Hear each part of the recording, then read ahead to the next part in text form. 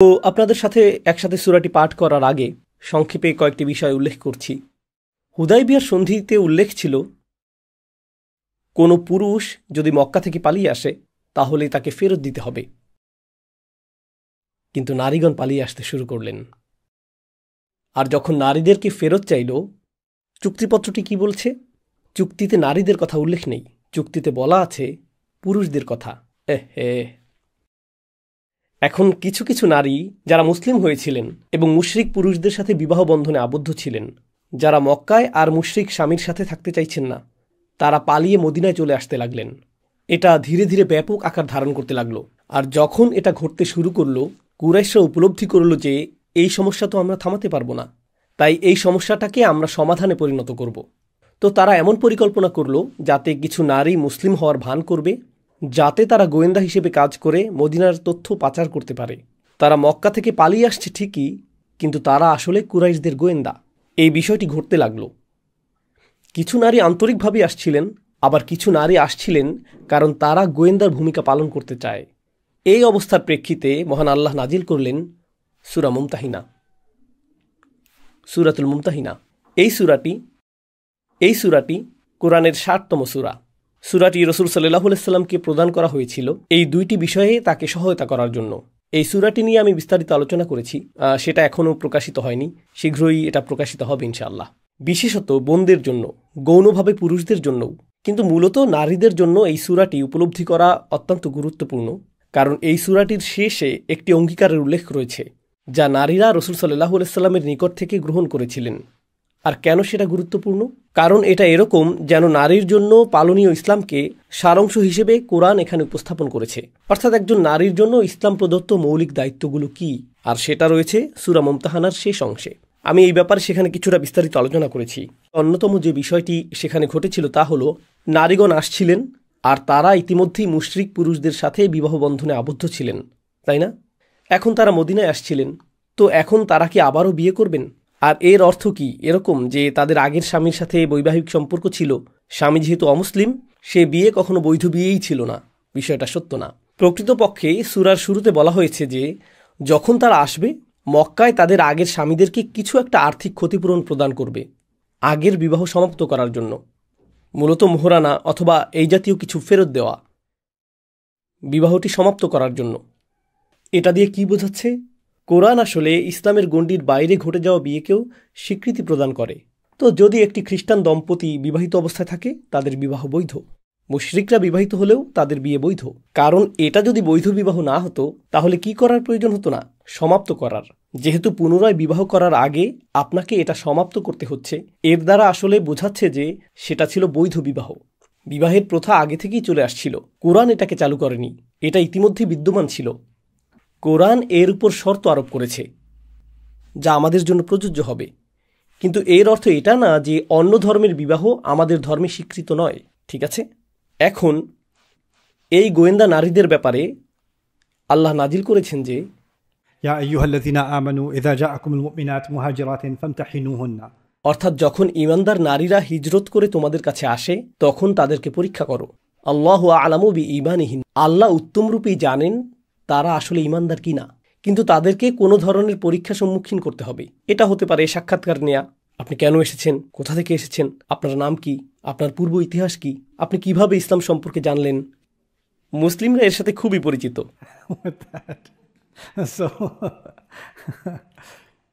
আমার স্মরণীয় একটা স্মৃতি হলো, একবার আমি ইংল্যান্ডে গিয়েছিলাম। তুমি এখানে কেন এসেছো?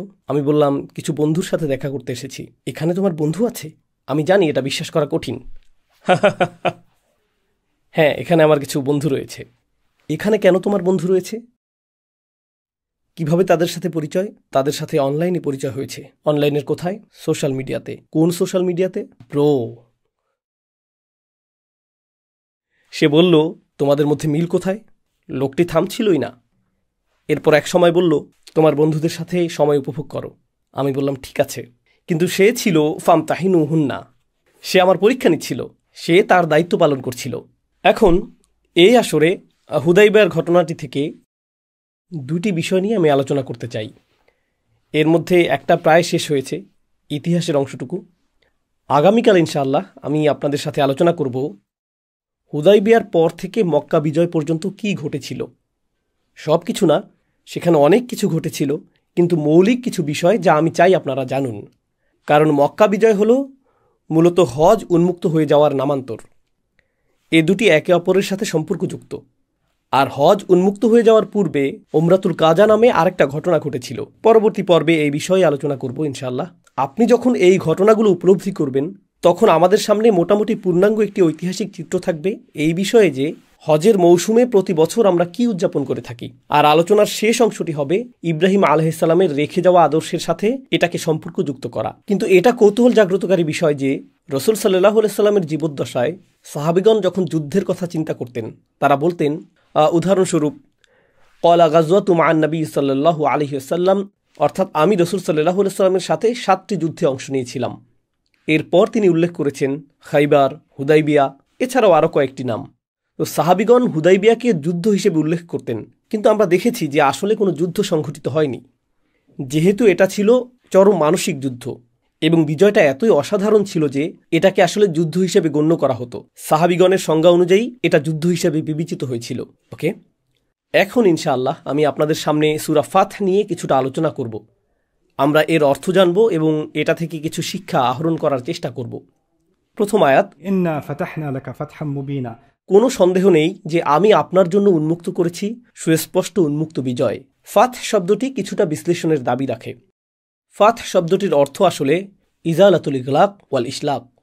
যখন আপনি কোনো কিছুকে তালাবদ্ধ থেকে মুক্ত করেন, এটাকে বলা হয় ফাথ। আর যখন আপনি কোনো কাঠিন্য দূর করেন, এটাকেও বলা হয় ফাথ। এটা এরকম যেন আল্লাহ বলছেন, মক্কা দীর্ঘ সময় ধরে আবদ্ধ ছিল আর এখন অবশেষে এটা মুক্ত হলো। যদিও এই মুক্ত হওয়াটা ঘটবে পরের বছর, তাই না? কারণ পরের বছর তাদের ফিরে এসে উমরা করার কথা ছিল, কিন্তু তালাবদ্ধতা দূর হয়ে গেল। তাৎক্ষণিক বিবেচনায় বিষয়গুলো কঠিন মনে হতে পারে, কিন্তু স্পষ্টতই কোরআন মুসলিমদেরকে দূরদৃষ্টি সম্পন্ন হওয়ার শিক্ষা দিচ্ছে।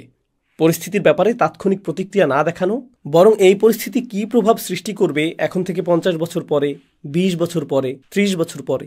সিরা হলো ব্যাপক এক ইতিহাস, যাকে সংকুচিত করে 23 বছরে নিয়ে আসা হয়েছিল। কিন্তু উম্মাহকে শুধু সামনের বছর কি ঘটবে তা চিন্তা করলেই চলবে না। আপনাকে এমন বিষয় নিয়ে চিন্তা করতে হবে যা 50 বছর, 30 বছর, 40 বছর পরে ঘটতে পারে। উদাহরণস্বরূপ, আমাকে চিন্তা করতে হয়েছে 6 বছরের শিশুদের 13 বছর বয়সে পৌঁছার সময় পর্যন্ত। আমার হাতে এই 7 বছর সময় রয়েছে, যখন তাদের বুদ্ধিবৃত্তিক সচেতনতা সর্বোচ্চ পর্যায়ে থাকে, যখন তাদের চিন্তা এবং আবেগগুলো গড়ে উঠতে শুরু করে। এই 7 বছরে আমি তাদেরকে কি দিতে পারি যা তাদেরকে 14 থেকে 18 বছর পর্যন্ত সময়টাকে সঠিকভাবে বুঝতে সহায়তা করবে। কারণ 14 থেকে 18তে হয়তো আপনি সঠিক পথে যাবেন, অথবা আপনি আসলেই ভুল পথে পা পারবেন। বুঝতে পারছেন? 6 থেকে 13 হলো আমার সুযোগ তাদেরকে 14 থেকে 18-র জন্য প্রস্তুত করার ক্ষেত্রে। আর তারপর 14 থেকে 18 কি নির্ধারণ করবে? তাদের বাকি জীবন। বাজারজাতকরণ বা মার্কেটিংয়ের বিবেচনায় আপনি যদি প্রতি সোশ্যাল মিডিয়া ট্রেন্ড এবং মিডিয়া ট্রেন্ড লক্ষ্য করেন, তরুণদের প্রভাব অথবা তরুণ অংশটি হলো জনসংখ্যার বিশাল একটি অংশ, যা প্রভাবিত করে মিডিয়া, রাজনীতি, অর্থনীতি, ভোক্তা অধিকার, এমনকি নির্বাচন। উদাহরণস্বরূপ, অনেক দেশেই জনসংখ্যার বেশিরভাগই হলো তরুণ। তো আপনার যদি 10 বছরের পরিকল্পনা থাকে যে এভাবে আমি তরুণ সমাজকে প্রভাবিত করতে চাই, শিশুরা, তারা এখন শিশু, কিন্তু এখন থেকে 10 বছর পরে তারাই হবে টিনএজ এবং তরুণ, তাই না? তো এখন থেকে 10 বছর পরে পৃথিবীর চিত্র কেমন হবে সে বিষয়ে আপনি বিনিয়োগ করছেন এখন। এটাই আসলে আপনি করছেন। তো মুসলিমদেরকে সব কিছুর ব্যাপারে দীর্ঘমেয়াদী চিন্তা করার শিক্ষা দেওয়া হয়েছে। আমরা শুধু তাৎক্ষণিক পরিস্থিতিতে প্রতিক্রিয়া দেখাবো না। তাৎক্ষণিক পরিস্থিতির বিবেচনায় মনে হতে পারে যে নবীজি ছাড় দিয়েছিলেন, যা মুসলিমদের স্বার্থের বিরুদ্ধে বলে মনে হচ্ছিল, কিন্তু আসলে এটি ছিল বিশাল একটি বিজয়। আর এখন আমি আপনাদের সাথে দীর্ঘমেয়াদে এর রাজনৈতিক প্রভাব নিয়ে আলোচনা করব। এর রাজনৈতিক দিকটি আসলেই উল্লেখযোগ্য। রাসূল সাল্লাল্লাহু আলাইহি ওয়াসাল্লাম অবশেষে কুরাইশদের সাথে আপোষ মীমাংসা করলেন। আমি উল্লেখ করেছিলাম যে সেই মীমাংসা শেষে বনু খুজাআ মুসলিমদের সাথে মিত্রতা করল, আর বনু বকর কুরাইশদের সাথে মিত্রতা করল। সেটা ছিল 10 বছর যুদ্ধ না করার চুক্তি। এখন গোটা আরব অঞ্চল জানল যে কুরাইশরা মুসলিমদের সাথে একটি চুক্তি করেছে। মুসলিমগণ নিরস্ত্রভাবে একেবারে সিংহের গুহায় পৌঁছে গিয়েছে আর ফিরে এসেছে একটি চুক্তি নিয়ে। জানেন এটা কি প্রদর্শন করেছিল? মুসলিমদের বিজয়। কারণ আপনি এভাবে তাদের এলাকায় পৌঁছে গেলেন। এটা এরকম যে কেউ একজন প্রধানমন্ত্রীর বাসভবনে গেল, দরজায় কড়া নাড়ল, আর প্রধানমন্ত্রীর সাথে একটি চুক্তি করে আসলো। তোমরা কারা? তোমরা কারা যে আমাদের সাথে চুক্তি করবে? তাদেরকে গণ্য করা হতো أراذلنا بادي الرأي এরা নগণ্য মানুষ যাদের মতামতের কোনো মূল্য নেই। মুসলিমদের মধ্যে ছিলেন বিলাল, এমন আরও মানুষ ছিলেন যাদেরকে তারা দাস হিসেবে গণ্য করত, যাদেরকে তারা বহিরাগত হিসেবে গণ্য করত। আর এখন তোমরা তাদের সাথে সমঝোতা করছো, এখন তোমরা তাদের সাথে আপোষ করছো, চুক্তি সম্পন্ন করছো। এটাই সম্মান। কুরাইশরা তাদেরকে সম্মান প্রদর্শন করেছে। খন্দকের যুদ্ধের 2 বছরও পার হয়নি যখন তারা তাদেরকে গণহত্যা করতে উদ্যত হয়েছিল। খন্দকের যুদ্ধটি আসলে একটি গণহত্যা হওয়ার কথা ছিল। তো 2 বছর আগে তোমরা তাদেরকে গণহত্যার শিকারে পরিণত করতে চেয়েছিলে এবং বলেছিলে যে আমরা সন্ত্রাসীদের সাথে আপোষ করি না। আর 2 বছরের মধ্যেই তোমরা তাদের সাথে চুক্তি করছো। গোটা আরব অঞ্চল এখন একটা বিষয় জেনে গেল। তারা জেনে গেল যে ক্ষমতার প্রকৃত উৎস এখন আর কুরাইশদের কাছে নেই। এটা কার কাছে? মুসলিমদের কাছে। সবচেয়ে বড় মনস্তাত্ত্বিক ও রাজনৈতিক বিজয় যা মুসলিমগণ অর্জন করেছিলেন, যা মুসলিমরা অর্জন করেছিলেন, সেটা যুদ্ধক্ষেত্রে নয়। সবচেয়ে বড় বিজয় ছিল এটা। এজন্যই আমাদের কিছু কিছু চিন্তাবিদ বলেছেন, لقد كان الحديبية أعظم الفتوح তিনি বলেছেন হুদাইবিয়া ছিল সবচেয়ে বড় বিজয়। আল-বাররা বলেছেন, أتعدون أنتم الفتح ফাতহা মক্কা, তোমরা কি মক্কা বিজয়কে প্রকৃত বিজয় মনে করো? অকদ কানা ফাতহু মক্কা ফাতহান, হ্যাঁ, মক্কা যখন জয় হয়েছিল তা ছিল একটি বিজয়। ونحن نعد الفتح بيعة رضوان يوم الحديبية আর আমরা সেই দিনটিকে বিজয় মনে করি যেদিন হুদাইবিয়াতে নবীজির কাছ থেকে শপথ গ্রহণ করেছিলাম। এই চুক্তিটি যা সকলের অসন্তুষ্টির কারণে পরিণত হয়েছিল, মূলত এটাই ছিল চূড়ান্ত বিজয়। কেন? এটাই ছিল প্রথম ডোমিনো যা অন্য সকল ডোমিনোর পতন ঘটিয়েছিল। এর কারণেই কুরাইশরা রাজনৈতিকভাবে দুর্বল হয়ে গিয়েছিল। এখন তাদের মৈত্রী সম্পর্ক তৈরির স্বাধীনতা ছিল, কিন্তু পরবর্তী 2 বছরে যা ঘটেছিল, গোত্রগুলো উপলব্ধি করতে শুরু করলো যে মুসলিমরা গুরুত্বপূর্ণ শক্তিতে পরিণত হয়েছে। আর তারা রাসূল সাল্লাল্লাহু আলাইহি সাল্লামের কাছে এসে বলতে শুরু করলো যে আমার সম্পূর্ণ গ্রামটি ইসলাম গ্রহণ করতে প্রস্তুত, আমি গোত্রের প্রধান, আর আমি ইসলাম গ্রহণ করলে অন্য সকলেও আমার অনুসরণ করবে। তো এখন আর দাওয়াতি কাজের প্রয়োজন হচ্ছে না। মানুষ এসে বলতে লাগলো, আমরাও কি মুসলিম হতে পারি? বিষয়টা উল্টে গেল, যা কোরআনে উল্লেখ রয়েছে। ورأيت الناس يدخلون في دين الله أفواجا আপনি দেখবেন যে মানুষ আল্লাহর দ্বীনে দলে দলে প্রবেশ করছে। তারা একা একা আসবে না, তারা দলে দলে আসবে। আর সেটা হুদাইবিয়ার পরে আসতে থাকলো। তো সেখানে আমরা পড়েছি, إذا جاء نصر الله والفتح যখন আল্লাহর সাহায্য এবং বিজয় আসবে। সেই বিজয়টি শুধুমাত্র মক্কা বিজয়ই না, এমনকি হুদাইবিয়াও একটি বিজয়, কারণ ইতিমধ্যেই মানুষ দলে দলে আসতে শুরু করেছিল। তো মুসলিমদের সংখ্যা বৃদ্ধি পেতে শুরু করলো। প্রকৃতপক্ষে মক্কার প্রতিবেশী গোত্রগুলো একটি, যেটি ছিল খুজা, তাদের এলাকার বিশাল সংখ্যক মানুষও এখন মুসলিম হতে শুরু করলো, আর তারা মুসলিমদের মিত্র হয়ে গেল, তাই না? তো ফাতহ শব্দটির উল্লেখযোগ্য অর্থগুলোর একটি হলো কোনো কিছু উন্মুক্ত করা, يدرك بالبصر وإزالة الغم এমন কিছু যা চোখে দেখা যায় তাকে ফাতহ বলা হয়। যেমন দরজা উন্মুক্ত করা, এটাকে বলা হয় ফাতহ। কিন্তু সকল দুঃখ দূর করার অর্থেও এটা ব্যবহৃত হয়। অর্থাৎ মুসলিমদের দুঃখের দিনগুলো সমাপ্ত হয়ে গিয়েছে, আশাহীনতার দিনগুলো সমাপ্ত হয়ে গিয়েছে। فقر يزال بإعطاء المال ফাতহের আরেকটি অর্থ হলো আপনি যদি দেউলিয়া হন আর এরপর আপনার কাছে প্রচুর অর্থ চলে আসে। আমি এই বিষয়টি নিয়ে আগামীকাল আরও বিস্তারিত আলোচনা করব, কারণ মুসলিমগণ যখন এই চুক্তির পরে মদিনায় ফিরে গেলেন, নবীজি জানতেন যে একমাত্র যে হুমকিটি বাকি রয়েছে তা হলো খাইবারের শক্তিশালী ইহুদি গোত্রগুলো, যাদের অনেকগুলো দুর্গ ছিল। এরপরে তারাই ছিল একমাত্র হুমকি, আর তারা ছিল কুরাইশদের পুরাতন মিত্র। এখন তিনি নিশ্চিন্তে তাদের সাথে বোঝাপড়া করতে পারবেন, কারণ তা না হলে তাকে 2 দিকের শত্রু নিয়ে চিন্তা করতে হতো। মক্কাবাসীরা আক্রমণ করতে পারত, আবার খাইবারের ইহুদিরাও আক্রমণ করতে পারত। কিন্তু এখন মক্কাবাসীরা শান্তি চুক্তিতে আবদ্ধ রয়েছে। এখন তিনি খাইবারের উদ্দেশ্যে সর্বশক্তি নিয়োগ করতে পারবেন। তাই তিনি কুরাইশদের সাথে শান্তি চুক্তির এই সময়টাকে খাইবার অভিযানে ব্যবহার করেছিলেন। আর খাইবার হলো রাসূল সাল্লাল্লাহু আলাইহি সাল্লামের সিরাতের অত্যন্ত চমৎকার একটা অধ্যায়। আগামীকাল আমি সেই সম্পর্কে কিছু বিষয় আলোচনা করব, কিন্তু সংক্ষেপে বলতে গেলে খাইবারের পরে মুসলিমগণ বিপুল সম্পদের অধিকারী হয়ে গিয়েছিল। তো আমরা আসলে খুবই ধনী সম্প্রদায়ে পরিণত হয়েছিলাম, আর এর আগে আমরা ছিলাম দরিদ্র সম্প্রদায়। মনে আছে, যুদ্ধের জন্য কিছু তরবারি, কিছু ঘোড়ার সংস্থান করতে আমাদেরকে আর্থিক সমস্যায় পড়তে হতো। কিন্তু খাইবারের পরে না, মুসলিমদের জন্য খাইবার প্রচুর পরিমাণ সম্পদ নিয়ে আসলো। প্রকৃতপক্ষে আমরা যখন খাইবার জয় করলাম, সেখানকার অধিবাসীরা যেহেতু কৃষক ছিল, তাদের সাথে আমরা একটি চুক্তি করলাম যে তাদের উৎপাদন থেকে আগত মুনাফার 50% মুসলিমদের কাছে আসবে।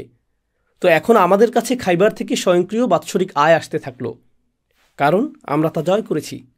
ঠিক আছে, এছাড়াও সেখান থেকে আরও কিছু আয় ছিল যা এখানে উল্লেখ করছি না। তো ফাথ অর্থ আসলে সম্পদের উন্মুক্তকরণও বোঝায়। এই শব্দটি যা সূরার প্রথমে ব্যবহৃত হয়েছে, সাহাবীগণ জানতেন না যে এই সম্পদ আসছে, কিন্তু আল্লাহ জানতেন। إنا فتحنا لك فتحا مبينا কৌতূহল উদ্দীপকভাবে فاتحة شيء مبدأه الذي يفتح به ما بعده। ফাতিহা হলো এমন জিনিস যেটা আপনি উন্মুক্ত করেন, যা অন্য দরজাগুলোকে উন্মুক্ত করে দেয়, যেটাকে আমি ডমিনো ইফেক্ট হিসেবে উল্লেখ করেছি। প্রথম আয়াতে এই শব্দটি ব্যবহার করার মাধ্যমে আল্লাহ যেন জানিয়ে দিচ্ছেন তিনি একটি দৃশ্যপট সৃষ্টি করে দিলেন, যার মাধ্যমে একটি বিজয় সৃষ্টি করবে, আরেকটি বিজয়, এরপর আরেকটি। ঘটনার এই পরম্পরাটি শুরু হয়ে গেল। ليغفر لك الله ما تقدم من ذنبك وما تأخر। আর আল্লাহ এটা করেছেন যাতে তিনি আপনার ত্রুটিগুলো, আপনার কাছে বিব্রতকর ত্রুটিগুলো ক্ষমা করতে পারেন, যা ঘটে গেছে অতীতে এবং যা ঘটতে পারে ভবিষ্যতে। এখানে রাসূল সাল্লাল্লাহু আলাইহি সাল্লামকে উদ্দেশ্য করে বলা হচ্ছে তার ত্রুটি সম্পর্কে। তাই আমাদেরকে এই আয়াতটি সতর্কতার সাথে উপলব্ধি করতে হবে। জাম শব্দটি অনিবার্যভাবে পাপ বোঝায় না। জাম হলো আপনার এমন কোনো কাজ যার জন্য আপনি লজ্জিত বোধ করেন। শব্দটি এসেছে জানাবা শব্দ থেকে, যার অর্থ কোনো পশুর লেজ। লেজ হলো একটি প্রাণীর দেহের লজ্জাজনক অঙ্গ। তো কারো জাম হলো এমন বিষয় যার জন্য সে লজ্জিত, আর লজ্জা বিষয়টি আপেক্ষিক, তাই না? আমি আজ এখানে 5 মিনিট বিলম্বে এসেছি, আমি লজ্জিত হয়েছি। আমি আপনাদের বলিনি, যদিও আমি লজ্জিত ছিলাম। কেউ কেউ এখানে মাত্র 15 মিনিট বিলম্বে এসেছেন, কিন্তু তারা নিজেদের নিয়ে অত্যন্ত গর্বিত, কারণ সেটা তাদের জন্য নতুন রেকর্ড, তাই না? তো লজ্জা আপেক্ষিক। কিছু মানুষের জন্য 15 মিনিট বিলম্বে আসাটা একটা অর্জন। তারা সাধারণত অনুষ্ঠান শেষ হওয়ার পরে হাজির হন। এটা শেষ হয়ে গেল, কিন্তু কেউ কেউ 1 মিনিট বিলম্বে এসেও লজ্জিত বোধ করেন। আপনি যদি নিজের প্রতি প্রত্যাশাকে বড় করেন, তখন আপনার লজ্জিত হওয়ার জন্য ছোট বিষয় যথেষ্ট হবে, কারণ আপনার মানদণ্ডটি অনেক উঁচু। এখন চিন্তা করুন, নবীজির নিজের জন্য নির্ধারিত মানদণ্ডটি কেমন ছিল সাল্লাল্লাহু আলাইহি ওয়াসাল্লাম। তিনি যদি নিজের জন্য নির্ধারিত মানদণ্ড থেকে 1% বা 0.1% বিচ্যুত হন, তিনি এটা নিয়ে লজ্জিত বোধ করতেন। আমাদের জন্য সেটা আমাদের সর্বোত্তম কাজের চেয়েও বেশি। আমাদের সকলের প্রচেষ্টা এক করলেও সেরকম হবে না। তো রাসূল সাল্লাল্লাহু আলাইহি ওয়াসাল্লামের সেই সকল জুনুব কোনগুলো যা এর অন্তর্ভুক্ত করা যেতে পারে? কৌশলগত সিদ্ধান্তগুলো। রাসূল সাল্লাল্লাহু আলাইহি ওয়াসাল্লাম বদর যুদ্ধের বন্দীদের মুক্তি দেওয়ার কৌশলগত একটি সিদ্ধান্ত গ্রহণ করেছিলেন, যাতে তারা মক্কায় ফিরে যেতে পারে। তাদেরকে মৃত্যুদণ্ড দেওয়া হয়নি, তাদেরকে মক্কায় ফেরত পাঠানো হয়েছিল। তাদেরকে মুক্ত করার পর রাসূল সাল্লাল্লাহু আলাইহি ওয়াসাল্লামের উদ্দেশ্যে কোরআন নাজিল হয়। ما كان لنبي أن يكون له أسرى। অর্থাৎ যুদ্ধবন্দী রাখাটা একজন নবীর জন্য শোভনীয় নয়, যতক্ষণ পর্যন্ত শত্রু নির্মূল না হয়। তো তার উচিত ছিল তাদেরকে হত্যা করা, কিন্তু তাদেরকে মুক্তি দেওয়ার আগেই আল্লাহ তাকে এটা বলতে পারতেন। আল্লাহ অপেক্ষা করেছেন নবীজি তাদেরকে মুক্তি দেওয়া পর্যন্ত, আর তারপর আয়াতটি নাজিল করলেন। এর একটা কারণ এই হতে পারে যে আল্লাহ মানুষকে দেখাতে চেয়েছেন যে নবীজির নিজস্ব সিদ্ধান্ত গ্রহণের অধিকার রয়েছে, আর আল্লাহর সবসময়ই, এমনকি তার নবীকেও সংশোধন করারও অধিকার রয়েছে। একমাত্র সত্তা যাকে কখনোই সংশোধন করা যাবে না তিনি হলেন আল্লাহ। কিন্তু আল্লাহ এবং নবীর মধ্যকার সম্পর্কে নবীর জন্য সংশোধনী আসতে পারে। তো রাসূল সাল্লাল্লাহু আলাইহি সাল্লামকে এমন অনেক পরিস্থিতি দেওয়া হয়েছিল যেখানে তিনি সিদ্ধান্ত নিয়েছিলেন। সেই সিদ্ধান্ত পাপ অথবা পুণ্য কোনোটাই না, কিন্তু আল্লাহ পরবর্তীতে তাকে সংশোধনী দিয়েছেন। আর রাসূল সাল্লাল্লাহু আলাইহি সাল্লামের সিরাতে এমনটা বেশ কয়েকবার ঘটেছে। কিন্তু যেহেতু আল্লাহ তাকে সংশোধন করেছেন, তিনি কি লজ্জিত বোধ করবেন না? তিনি নিজের মানদণ্ড রক্ষা করে চলছিলেন। আমার প্রিয় উদাহরণটি হলো যখন তিনি অন্ধ লোকটির দিকে ভ্রু কুঁচকে তাকিয়েছিলেন। আব্দুল্লাহ ইবনে উম্মে মাকতুম, আবাসা ওয়া তাওয়াল্লা, তিনি ভ্রু কুঁচকালেন, মুখ ফিরিয়ে নিলেন। অন্ধ ব্যক্তির প্রতি আপনি কিভাবে ভ্রু কুঁচকাবেন?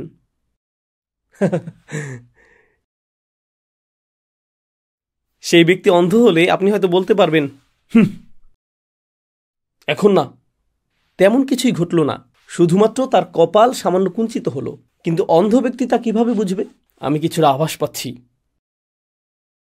আপনি আমাকে আবাসার ফিলিংস প্রদান করছেন।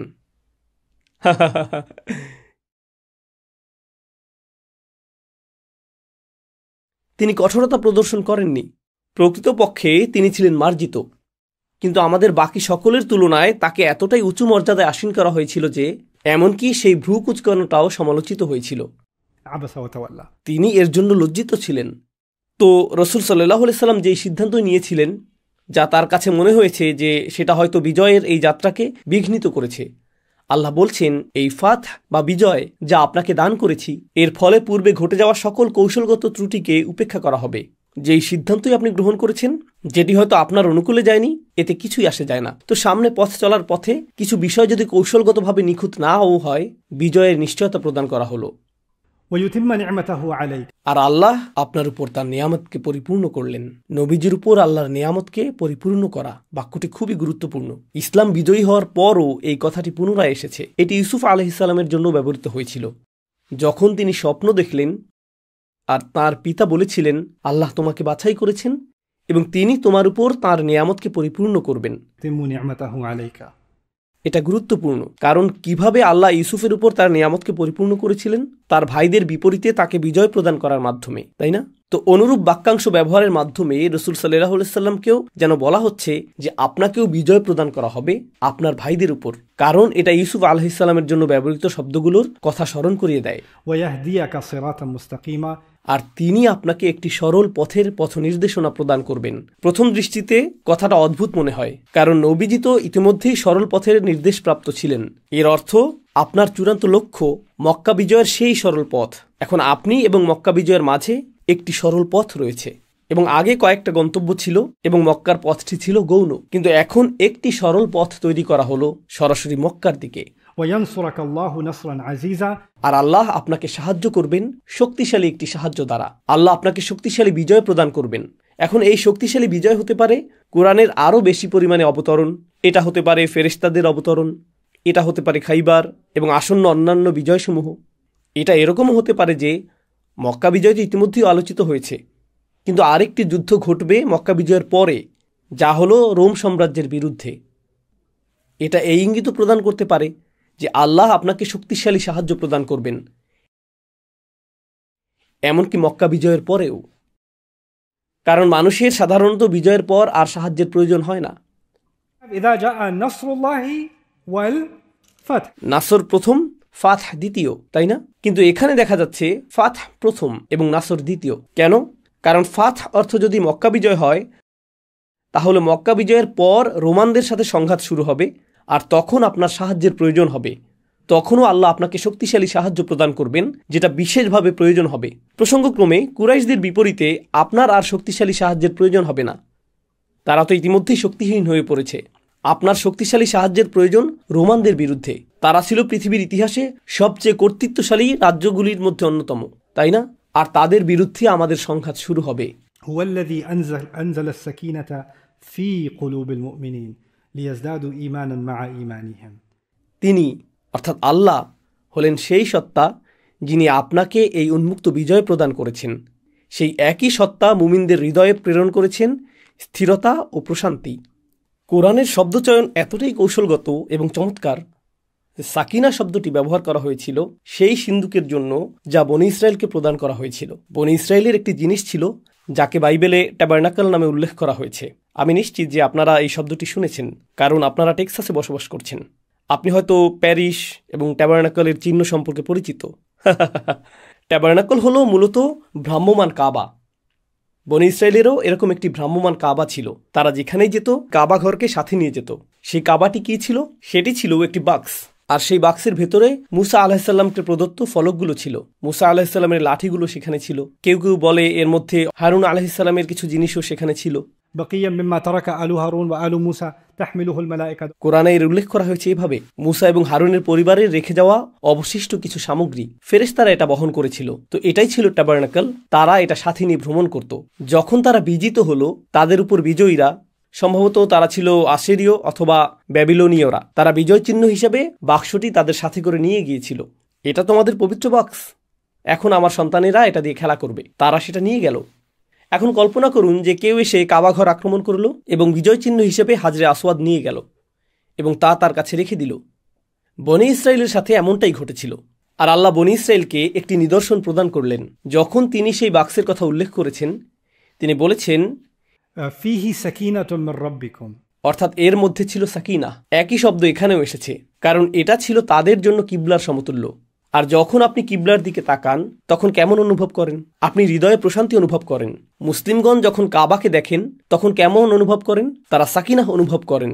আল্লাহ এটা ইমানদারদের হৃদয়ে প্রদান করেন। তো একই শব্দ সাকিনাহ এখানেও ব্যবহৃত হয়েছে। সমস্যা হলো তারা গোটা পথটি ভ্রমণ করেছিলেন কিন্তু কাবাঘরটি দেখতে পাননি। আর আল্লাহ বলছেন, যদিও তোমরা কাবাঘরটি দেখতে পাওনি, কাবাঘর দেখতে পেলে তোমরা যে সাকিনাহ পেতে, আমি এখন তোমাদের হৃদয়ে সেই সাকিনাহ দিয়ে দিচ্ছি। গুরুত্বপূর্ণ আরেকটি বিষয় হলো ইনজাল শব্দটির সাথে আলা অথবা ইলা ব্যবহৃত হয়। So أنزل على قلوب المؤمنين. কিন্তু এখানে তিনি বলছেন هو الذي أنزل السكينة في قلوب المؤمنين. এর একটি উদাহরণ দেওয়ার জন্য কল্পনা করুন, আপনার হৃদয়ের ভিতরে একটি আগুন জ্বলছে। আপনার হৃদয়ের অনেক গভীরে একটি আগুন জ্বলছে, আর আমি হৃদয়ের উপর পানি ঢাললাম। যদিও আমি আপনার হৃদয়ের উপর পানি ঢাললাম, আগুনটি কি এখনো জ্বলছে? হ্যাঁ, কারণ আগুনটি হৃদয়ের উপরিভাগে না, হৃদয়ের গভীরে। আগুনটি নেভানোর একমাত্র উপায় হলো পানিকে হৃদয়ের ভিতরে প্রবেশ করতে হবে। তো আল্লাহ বলেননি যে তিনি ইমানদারদের হৃদয়ের উপর প্রশান্তি নাজিল করলেন, তিনি ইমানদারদের হৃদয়ের উপর প্রশান্তি ঢেলে দিলেন। তিনি বলেছেন তিনি ইমানদারদের হৃদয়ের অভ্যন্তরে প্রশান্তি প্রবেশ করালেন। এটা প্রকাশ করছে যে হুদাইবিয়াতে তারা যে যন্ত্রণার শিকার হয়েছিলেন সেটা ছিল অত্যন্ত গভীর যন্ত্রণা, আর আল্লাহ সেই সত্তা যিনি তা প্রতিস্থাপন করলেন প্রশান্তির দ্বারা। প্রসঙ্গক্রমে সেই প্রশান্তি আসলে কি? এই আয়াতগুলোর আগমন। এই আয়াতগুলোই ছিল প্রশান্তির উৎস। এই বিবেচনায় কোরআন হলো আমাদের জন্য আল্লাহ প্রদত্ত আধ্যাত্মিক থেরাপি। এই থেরাপি হলো মূলত আল্লাহর এই বাণীগুলো নিয়ে গভীর চিন্তা ভাবনা করা। আল্লাহর বাণীর মতো অন্য কোনো কিছুই হৃদয়ে প্রশান্তি এনে দিতে পারে না। হুয়াল্লাযী আনজালা সাকিনাতা ফি কুলুবিল মুমিনিন লিয়াজদাদু ঈমানাম মা'a ঈমান, যেন তাদের ঈমানের সাথে আরও ঈমান বৃদ্ধি পায়। সাহাবীগণ ইতিমধ্যে মজবুত ঈমানের অধিকারী ছিলেন, কিন্তু অবস্থার কাঠিন্যের কারণে সেই মুহূর্তে তাদের অতিরিক্ত ঈমানের প্রয়োজন হয়েছিল। আল্লাহ বলেছেন, আমি তোমাদের জন্য অতিরিক্ত ঈমান নাজিল করলাম। ওয়ালিল্লাহি জুনুদুস সামাওয়াতি ওয়াল আরদ ওয়া কানা আল্লাহু আলিমান হাকীমা। আকাশমণ্ডলী ও পৃথিবীর সেনাবাহিনী সমূহ কেবলমাত্র আল্লাহরই, আর আল্লাহ সর্বজ্ঞ এবং প্রজ্ঞাময়।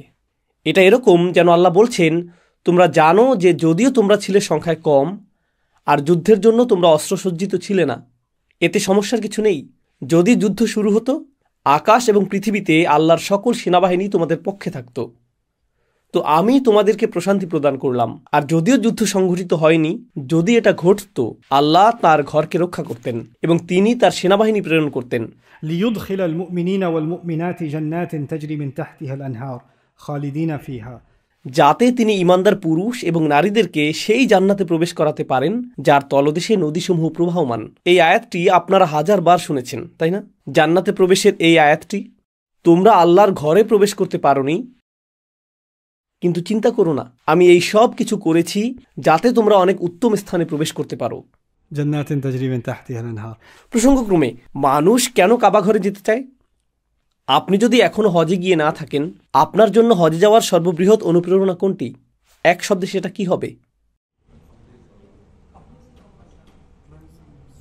শুধুমাত্র আল্লাহর সন্তুষ্টিই না, আমার আরও কিছু প্রয়োজন। ক্ষমা, যার অর্থ জান্নাত। আমরা হজে যেতে চাই কারণ আমরা ক্ষমা পেতে চাই, কারণ আমরা পূর্বের গুনাহ মুছে ফেলতে চাই, কারণ আমরা আল্লাহর সামনে প্রশান্ত চিত্তে উপস্থিত হতে চাই। ঠিক যেভাবে আমরা বিচার দিবসে আল্লাহর সামনে প্রশান্ত চিত্তে উপস্থিত হতে চাই, আল্লাহর সম্মুখে এসে তাওয়াফ করতে চাই। আর প্রতিবার তাওয়াফ করার সময় আমরা বলি, রব্বানা আতিনা ফিদ দুনিয়া হাসানা ওয়া ফিল আখিরাতি হাসানা। আমরা আমাদের দুনিয়া এবং আখিরাতকে সংশোধন করতে চাই। আমাদের চূড়ান্ত লক্ষ্য হলো আখিরাত। তো তোমরা হজ করতে পারোনি, আল্লাহ বলছেন চিন্তা করো না, আমি তোমাদেরকে এই অবস্থার মধ্যে রেখেছি। যে কারণে তোমরা হজ করতে চেয়েছিলে তা হলো যাতে তোমরা ক্ষমা পেতে পারো। আমি ক্ষমা করে দিলাম, আমি তোমাদেরকে জান্নাতে প্রবেশ করাবো। তোমাদের প্রকৃত লক্ষ্যকে ভুলে যেও না। প্রকৃত লক্ষ্য কেবলমাত্র কাবার চারপাশে তাওয়াফ করা ছিল না, তোমাদের প্রকৃত লক্ষ্য ছিল আমার কাছ থেকে জান্নাত লাভ করা। তো আমি তোমাদেরকে তা দান করলাম। এটা এতটাই চমৎকার। রাসূল সাল্লাল্লাহু আলাইহি ওয়াসাল্লাম এই অভিযানের জন্য পুরুষদেরকে প্রস্তুত হতে বলেছিলেন, নারীগণ আসেননি।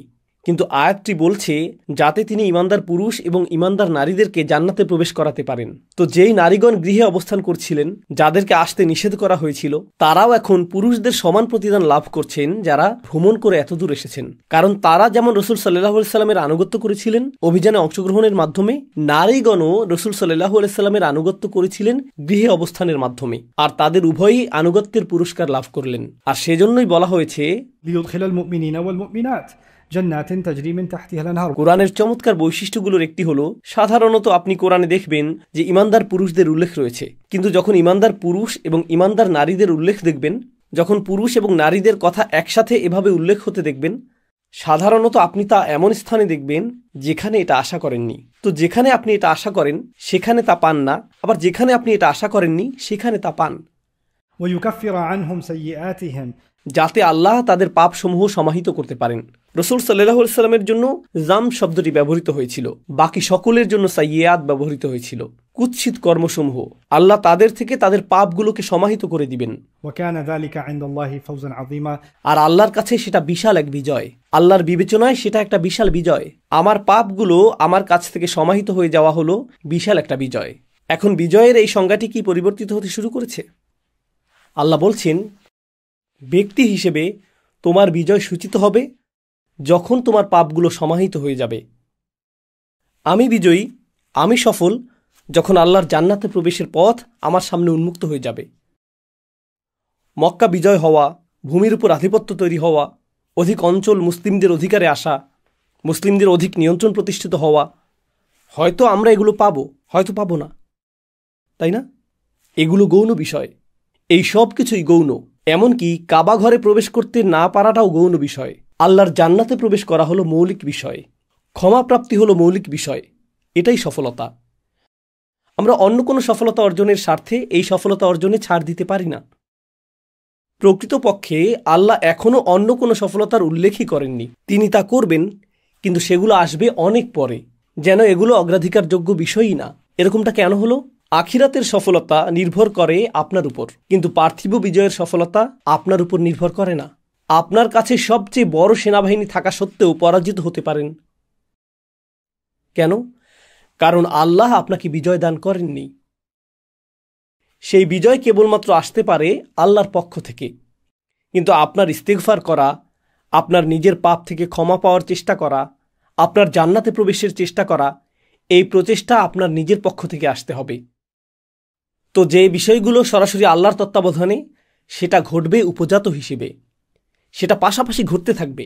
উদাহরণস্বরূপ, কেউ হয়তো স্বাস্থ্যগত কোনো সমস্যার কারণে স্বাস্থ্যকর খাদ্যাভ্যাস গড়ে তুলতে চাইছে, ফলে সে ভালো বোধ করতে শুরু করলো, অথবা ভালো ঘুম হতে শুরু করলো এবং জীবনের অন্যান্য দিকে উন্নতি পরিলক্ষিত হতে থাকলো।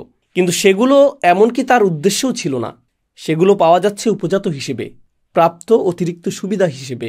অনেকটা এরকমভাবেই পার্থিব বিজয়কে চিত্রিত করা হয়েছে, আল্লাহ এবং তার রসুল সাল্লাল্লাহু আলাইহি সাল্লামের অনুগত হওয়ার পার্শ্ব সুবিধা হিসেবে। ويعذب المنافقين والمنافقات والمشركين والمشركات, আর এই বিজয়ের মাধ্যমে আল্লাহ মুনাফিক পুরুষ ও নারীদের এবং মুশরিক পুরুষ ও নারীদেরকে শাস্তি দিতে চেয়েছেন। তিনি মুনাফিকদের কথা প্রথমে উল্লেখ করেছেন, কারণ মুনাফিকরা সেই মদিনায় থেকে বেশি আনন্দিত হচ্ছে এই ভেবে যে মুসলিমরা সম্ভবত এতক্ষণে মৃত্যু মুখে পতিত হয়েছে। কুরাইশরা হয়তো তাদেরকে এতক্ষণে হত্যা করে ফেলেছে। আর যখন তারা মুসলিমদেরকে ফিরে আসতে দেখল, সেটা তাদের জন্য কেমন ছিল? শাস্তি তুল্য। এদিকে কুরাইশরা মুসলিমদেরকে মুক্তভাবে ইহরাম পরিহিত অবস্থায় মদিনায় ফেরত যেতে দেখল। 1 বছর আগেই তারা তাদের সকল সৈন্যবাহিনী নিয়ে এই মুসলিমদেরকেই হত্যা করতে গিয়েছিল, আর এখন তারা শান্তি চুক্তি করে নিরাপদে ফিরে যাচ্ছে। এটা তাদের মনে জ্বালা ধরিয়ে দিয়েছিল। মুশরিক পুরুষ এবং নারীরা মনকষ্টে পুড়ছিল, কিন্তু এর চেয়ে বেশি পুড়ছিল মুনাফিকরা। তাই তাদের জ্বালা পোড়ার কথা প্রথমে উল্লেখ করা হয়েছে। ليعذب المنافقين والمنافقات والمشركين والمشركات الظانين بالله ظن السوء, যারা আল্লাহ সম্পর্কে সবচেয়ে নিকৃষ্ট ধারণা করে, কিন্তু তারা তো মূলত ইমানদারদের সম্পর্কে খারাপ ধারণা করেছিল। আল্লাহ সেটা এভাবে বলছেন না যে তারা খারাপ ধারণা করে ইমানদারদের ব্যাপারে, বরং তিনি বলছেন যে তারা খারাপ ধারণা করে আল্লাহ সম্পর্কে। আল্লাহ এভাবে ইমানদারদের সাথে নিজেকে সম্পৃক্ত করেছেন। এটা আল্লাহর পক্ষ থেকে উইলায়া। আলাইহিম দাইরাতুস সাউ, অনিষ্ট তাদেরকেই পরিবেষ্টন করবে, অনিষ্ট তাদেরকেই পরিবেষ্টন করবে। وغضب الله عليهم, আর আল্লাহ তাদের প্রতি ক্রুদ্ধ, ولعنهم, তাদেরকে অভিশাপ প্রদান করেন, وأعد لهم جهنم, আর তিনি তাদের জন্য জাহান্নাম প্রস্তুত করে রেখেছেন। এখানে বেশ কয়েকটি জিনিস রয়েছে।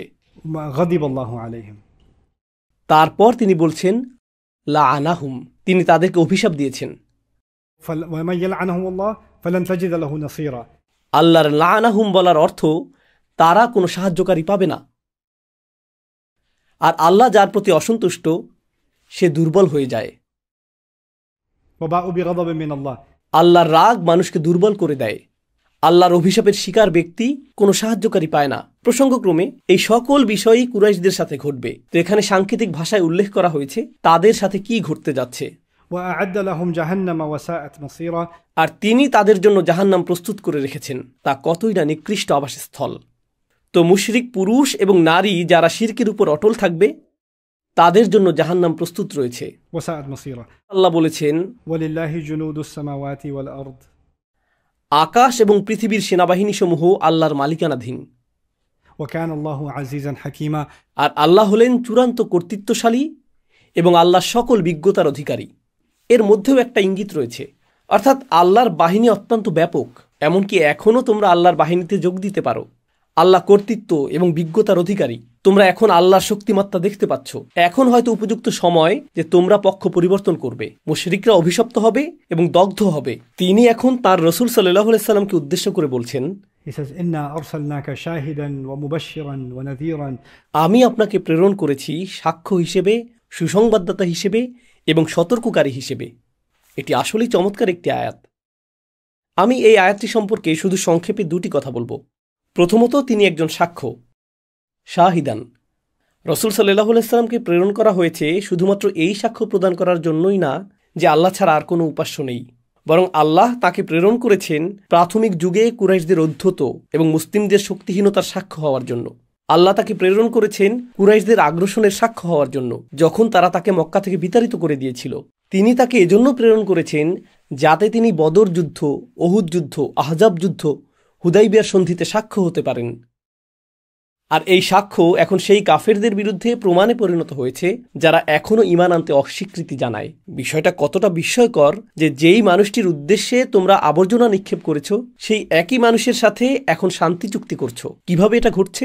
ومبشرا ونذيرا. শব্দগুলো আসলেই চমৎকার। এখানে প্রত্যাশিত শব্দ ছিল বাশিরন ওয়া নাযীরা। বাশির অর্থ সুসংবাদ প্রদানকারী, নাযীর অর্থ সতর্ককারী। কিন্তু মুবাশশির অর্থ যিনি সক্রিয়ভাবে সুসংবাদ প্রদান করেন। আর নাযীর হলো ইসমে সিফাহ, যার অর্থ এমন ব্যক্তি যিনি সতর্কতা প্রদান করতে পারেন। তো যিনি আসলেই সুসংবাদ প্রদান করেন এবং যিনি সতর্কতা প্রদান করতে পারেন, এর অর্থ কি? এর অর্থ আসলে রাসূল সাল্লাল্লাহু আলাইহি সাল্লাম বেশিরভাগ সময়ই সুসংবাদ প্রদান করতেন, আর যখন প্রয়োজন তখন তিনি সতর্কতা প্রদান করতেন। তো ইসলামের সক্রিয় দাওয়া মূলত হলো সুসংবাদ প্রদান করা, আর শুধুমাত্র যখন প্রয়োজন হবে তখন আপনাকে সতর্কও করতে হবে। আমরা ইসলামের দাওয়া এবং শিক্ষাকে কি বানিয়ে ফেলেছি? আমরা সক্রিয়ভাবে কি করে থাকি? সতর্কতা। কখনো কখনো সুসংবাদ প্রদান করেন। বেশিরভাগ সময়ই সতর্কতা, সতর্কতা, সতর্কতা। তিনি ছিলেন মুবাশশির, এরপর নাযীর। তিনি ছিলেন সুসংবাদ প্রদানকারী। এরপর যখন প্রয়োজন হতো তখন তিনি সতর্কতা প্রদান করতেন। শিশুদের শিক্ষাদানের ক্ষেত্রে আমি প্রায়ই কথা বলে থাকি, কিন্তু এমনকি সাধারণভাবে বলতে গেলেও আপনি যদি মানুষকে এটা স্মরণ করিয়ে দিতে থাকেন যে কিভাবে আল্লাহ ধ্বংস করেছেন অমুক অমুক জাতিকে, অমুক অমুক স্থানকে, বেশিরভাগ মানুষের মনে কি মনোভাব তৈরি হবে? আমরা কখন ধ্বংস হব? সম্ভবত আমরা ইতিমধ্যেই তরবারির নিচে রয়েছি, পরবর্তী শাস্তির জন্য অপেক্ষমান। যখন আমরা শিশুদের সাথে এমনটা করি, আমি যদিও মজা করে এই বিষয়ে কথা বলি, কিন্তু বিষয়টা দুঃখজনক। নূহ আলাইহিস সালাম, আল্লাহ তার জাতিকে বন্যা দিয়ে ধ্বংস করেছিলেন। সালেহ আলাইহিস সালাম, কে বলতে পারবে যে কিভাবে আল্লাহ শুআইব আলাইহিস সালামের জাতির লোকদের ধ্বংস করেছিলেন? কে বলতে পারবে ফেরাউন কিভাবে মারা গিয়েছিল? বন্যার কারণে সে ডুবে মারা গিয়েছিল। শিশুরা আসলে কি জানে? শিশুরা জানে নবীর নাম আর আল্লাহ কাকে হত্যা করেছেন, নবীর নাম আর আল্লাহ কাকে হত্যা করেছেন। আর তাদের মনে একটা ধারণাই সৃষ্টি হয় যে আল্লাহ হলেন ধ্বংসকারী। আল্লাহ কাফেরদের ধ্বংস করেন, আল্লাহ কাফেরদের ধ্বংস করেন, আল্লাহ কাফেরদের ধ্বংস করেন। যেই ধারণাটি আপনি তৈরি করেছেন এটা বাস্তবতা থেকে এতটাই দূরে। আল্লাহ কোরআনে এই ঘটনাগুলো দিয়েছেন কুরাইশদেরকে সতর্ক করার জন্য, যারা সেই জাতিগুলোর মতো আচরণ করেছিল। তো এই সতর্কতা শ্রবণ করা এরকম জাতির জন্যই উপযুক্ত। হ্যাঁ, আমাদের শিশুদেরকে নবীদের ঘটনা শিক্ষা দিতে হবে, কিন্তু এর জন্য একটা উপযুক্ত সময় রয়েছে। এজন্যই কোনো ব্যক্তি যখন প্রথম দিকে ইসলামের দিকে আকৃষ্ট হতো, রাসূল সাল্লাল্লাহু আলাইহি সাল্লাম সাহাবীদেরকে বলতেন বাশশিরু ওয়ালা তুনাফিরু, সুসংবাদ প্রদান করো। তো আমাদেরকে ইতিবাচক একটি বাণী প্রচার করতে হবে। এই ক্ষেত্রে একটি দৃষ্টি আকর্ষণীয় আমি উল্লেখ করতে চাই, আর তা হলো, যেহেতু আপনি ইতিবাচক বাণী প্রচার করছেন, এর অর্থ এটা না যে আপনি সত্য গোপন করে রং চং মেখে প্রচার করবেন। আল্লাহ যদি কোনো কিছুকে হারাম করেন, আপনি তখন বলতে পারবেন না যে আমি ইতিবাচক হওয়ার চেষ্টা করছি।